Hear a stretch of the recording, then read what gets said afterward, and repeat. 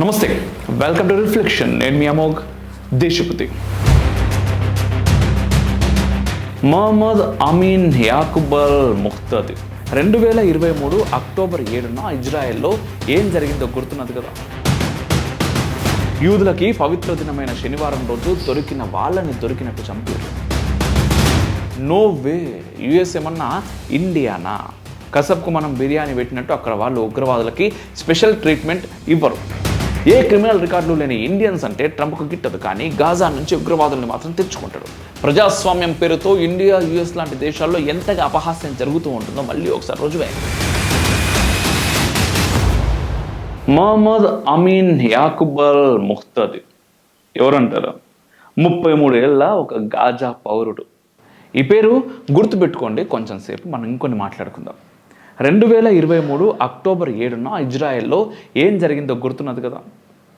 ఇక్కడ కొంతమంది తర్వాత ఇజ్రాయెల్ 60,000 మంది గాజాయిన్లను చంపింది అంటూ చెప్తుంటారే కానీ అక్టోబర్ 7, 2023న మొదట హమాస్ ఏం చేసిందో చెప్పరు. కానీ 2 ఏళ్ల కిందటి చరిత్రే కాబట్టి మనకు బాగానే తెలుసు. హమాస్ జిహాదీలు ఇజ్రాయెల్లోకి చొరబడ్డారు. యూదులకి పవిత్ర దినమైన శనివారం రోజు దొరికిన వాళ్ళని దొరికినట్టు చంపారు. చివరికి కొందరు ఇజ్రాయెల్ ఇతర దేశాల స్త్రీల శవాలను నగ్నంగా ఊరేగించారు కూడా. కాకపోతే ఇదంతా చేసిన వారిలో ఒకడు తాజాగా దొరికిపోయాడు. అరెస్ట్ చేశారు, కోర్టులో ప్రవేశపెట్టారు కూడా. కానీ ఇక్కడనే అసలైన ట్విస్ట్. కనీసం 60 మంది వరకు ఇజ్రాయెల్ని చంపిన ఆ ఒక్క భయంకరమైన ఉగ్రవాది గాజాలో పట్టుబడలేదు. ఇజ్రాయెల్లో కూడా కాదు, అమెరికాలో దొరికిండు. మొదట చెప్పిన పేరు వాడిదే.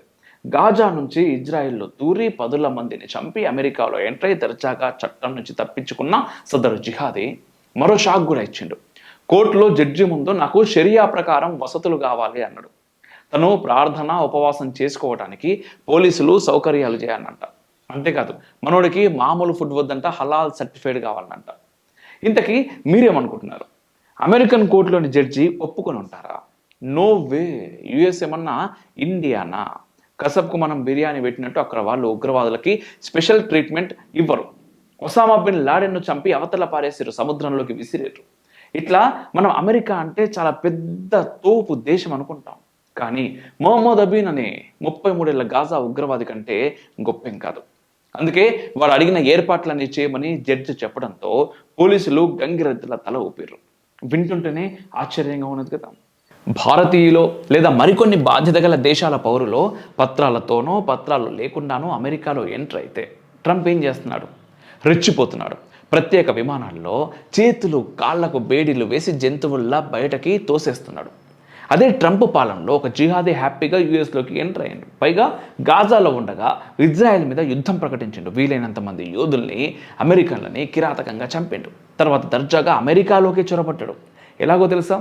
వీసా ఇష్యూ చేసేటప్పుడు అబద్ధాలు చెప్పిండంట. కోర్టులో మొహమ్మద్ అమీన్కు వ్యతిరేకంగా యుఎస్ పోలీసులు చెప్పిన దాని ప్రకారం 33 ఏళ్ల మతోన్మాది తనకు ఉగ్రవాదంతో ఎటువంటి సంబంధం లేదని చెప్పిండు. వీసా పొందేందుకు తను ఎలాంటి క్రిమినల్ యాక్టివిటీస్ చేయలేదని బొంకిండు. హమాస్తో తనకు అస్సలే సంబంధాలు లేవని తేల్చి చెప్పిండు.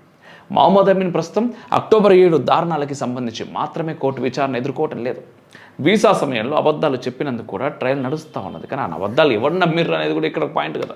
కానీ ఆశ్చర్యం ఏంటిదంటే ఇండియా, చైనా, మెక్సికో, బ్రెజిల్ లాంటి దేశాల పౌరుల్ని యుఎస్ అంత ఈజీగా తమ దేశంలోకి రానియదు. ఒకవేళ వచ్చినా రకరకాల కారణాలు చెప్పి వెళ్ళగొడతా ఉంటుంది. మరి గాజా నుంచి ఒకడెవడో వస్తానంటే ఎందుకు రానిచ్చింది? అది వాడు టెర్రరిస్ట్ అని అగ్రరాజ్యానికి తెలియదా? కంపు గురించి మొత్తం మన ట్రంప్కు తెలియాలి కదా. ఎనీవే, మొహమ్మద్ అబీన్ 2023 అక్టోబర్ 23న హమాస్ దాడులు చేయడం గురించి తెలుసుకొని తాను ఆయుధాలు అందుకున్నాడు. తనతో పాటు మరికొందరిని కూడా ఆయుధాలు తీసుకొని బయలుదేరమని ఫోన్ చేసిండు. ఆ ఫోన్ సిగ్నల్స్ ఆధారంగా సదరు జిహాదీ 100 మంది యూదులు చనిపోయిన దురదృష్టకర దినాన ఎక్కడ ఉన్నదో తేలిపోయింది. ఇజ్రాయెల్లోని ఆజా అనే ప్రాంతంలో మొహమ్మద్ మరికొంతమందితో కలిసి యూదుల ఊచకోతలో పాల్గొన్నాడు.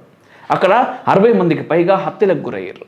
అక్టోబర్ 7 నాటికి దారుణ విషాదాల్లో ఆజాలో జరిగిన మారణకాండ చాలా తీవ్రమైంది. 19 మందిని హమాస్ కిడ్నాప్ కూడా చేసింది. వారిలో ఒకరు అమెరికన్ కూడా. చనిపోయిన వారిలో 4 అమెరికన్స్ ఉన్నారు. అంటే మొహమ్మద్ అమీన్ గాజా నుంచి ఇజ్రాయెల్లో చొరబడి అమెరికన్లను చంపి తర్వాత అదే అమెరికాకు వలస వచ్చిందన్నట్టు. అక్టోబర్ 2023లో జిహాద్కు పాల్పడ్డ 33 ఏళ్ల హమాస్ ఉగ్రవాది సంవత్సరం తిరగకుండానే సెప్టెంబర్ 2024లో తమ దేశంలోకి వస్తుంటే పేరు గొప్ప అమెరికా కనిపెట్టలేకపోయింది. గుడ్డిగా వీసా ఇచ్చి మతోన్మాదిని కుడికాలు లోపల పెట్టి రమ్మని ఆహ్వానించింది. ఏ క్రిమినల్ రికార్డులు లేని ఇండియన్స్ అంటే ట్రంప్కు గిట్టదు, కానీ గాజా నుంచి ఉగ్రవాదుల్ని మాత్రం తెచ్చుకుంటాడు. ఇంతకీ అక్టోబర్ 2023 నుంచి సీన్ కట్ చేస్తే సెప్టెంబర్ 2024లో యుఎస్లో వచ్చిపడ్డాడు మహమ్మద్. అక్కడి నుంచి సీన్ కట్ చేస్తే అక్టోబర్ 2025లో అరెస్ట్ అయ్యాడు. ఇజ్రాయెల్లోని యూదుల మీద, అంతర్జాతీయ పర్యాటకుల మీద రాక్షసంగా దాడి చేసిన సరిగ్గా 2 సంవత్సరాలకి మనోడి పాపం పండింది. యుఎస్లో మొత్తానికి ఎలాగోలా పోలీసుల దృష్టిలో పడ్డాడు, కోర్టుకి తీసుకురాబడ్డాడు. కానీ అక్కడే అసలు కథ మొదలైంది. ప్రజాస్వామ్యం పేరుతో ఇండియా, యుఎస్ లాంటి దేశాల్లో ఎంతగా అపహాస్యం జరుగుతూ ఉంటుందో మళ్ళీ ఒకసారి రుజువైంది. హమాస్ అనేది ఒక ఉగ్రవాద సంస్థ. దాని లక్ష్యం ఏంటంటే, ఇక్కడ మనకు పాక్లో లష్కర్, జైషే మహమ్మద్ లాంటి సంస్థలు ఉంటాయి కదా, అటువంటి వాటి లక్ష్యాలే హమాస్ కూడా ఉంటాయి. లష్కర్, జైషే మహమ్మద్ వంటి ఉగ్ర సంస్థలు ఇండియా లక్ష్యంగా పనిచేస్తాయి. అసలు భారత్ ఉండకూడదు. వాటి దృష్టిలో ఇండియాలోని 100 కోట్ల హిందువుల్ని మతం మార్చాలి లేదా చంపాలి. కాకపోతే ఏదో విధంగా హిందుస్థాన్ కాస్త గజ్వాయే హింద్ అవ్వాలి. హమాస్ టార్గెట్ కూడా అంతే. యూదులందరినీ మతం మార్చాలి, లేదంటే ఇజ్రాయెల్ వదిలి వెళ్ళిపోయేలా చేయాలి. అసలు ప్రపంచ పటంలో ఇజ్రాయెల్ ఉండకూడదు. ఎప్పుడో 1948 కంటే ముందు ఇజ్రాయెల్ ఉండేది కాదు. కేవలం పాలస్తీనా మాత్రమే ఉండేది. ఆ పాత విస్తృతమైన సువిశాలమైన పాలస్తీనా ఇప్పుడు వారికి కావాలి. సాధ్యమేనా? అస్సలు కుదరదని ఇజ్రాయెల్ సత్తా తెలిసిన హమాస్ నాయకులకి తెలుసు. కానీ అది కింది వారికి చెప్పరు. అల్లా కోసం జిహాద్ అంటూ రెచ్చగొట్టి యువకులని గన్నులు పట్టిస్తారు, నేరాలు చేయిస్తారు, చంపిస్తారు. చివరకు చావాల్సి వస్తే మానవ బాంబులుగా మార్చి చచ్చిపోయేలా కూడా చేస్తారు. హమాస్ నాయకులు మాత్రం హ్యాపీగా ఖతార్లో స్వర్గ సుఖాలు అనుభవిస్తూ ఉంటారు.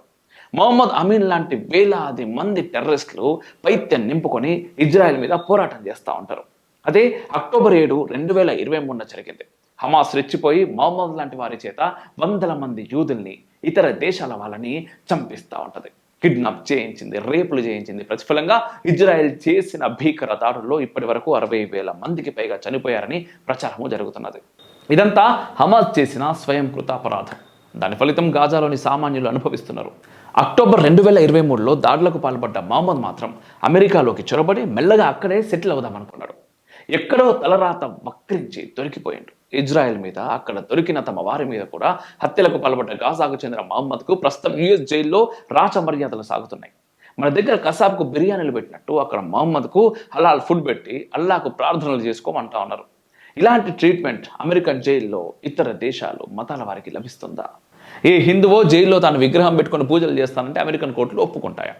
పోనీ చైనీస్ పౌరుడు ఎవరైనా అమెరికాలో అరెస్ట్ అయితే వాడికి స్పెషల్ ట్రీట్మెంట్ ఉంటుందా? గాజాలో దొరికిన కరుడుగట్టిన జిహాదీకి మాత్రం షరియా ప్రకారం వసతులు, హలాల్ ఏర్పాట్లు జరుగుతున్నాయి. దీన్ని బట్టి మీకేం అర్థమవుతుంది? 50% తప్పు ప్రపంచంలోని మతోన్మాద ఉగ్రవాదులదే, మిగతా 50% స్వయం కృతాపరాధం. ప్రజాస్వామ్యం పేరు చెప్పి మన వ్యవస్థలు ఇస్తున్న వెసులుబాటిది. సాటి మనుషుల గొంతులు కోసి ఆ రక్తం నేల మీద పడి మట్టి ఎర్రబరితే ఎవడైతే సంతోషిస్తున్నాడో, ఎవడైతే అలాంటి హింస వల్ల తాను స్వర్గానికి వెళతానని ఉన్మాదంతో నమ్ముతున్నాడో వాడికి రాచ మర్యాదలు చేసే ప్రమాదకర స్థితిలో మనం ఉన్నాం. అమెరికా నుంచి భారత్ దాకా సేమ్ సీన్. అది మారనంత వరకు గాజాల్లో మహమ్మద్ అమీన్లు, పాకిస్తాన్లో కసబ్లు పుట్టుకొస్తూనే ఉంటారు.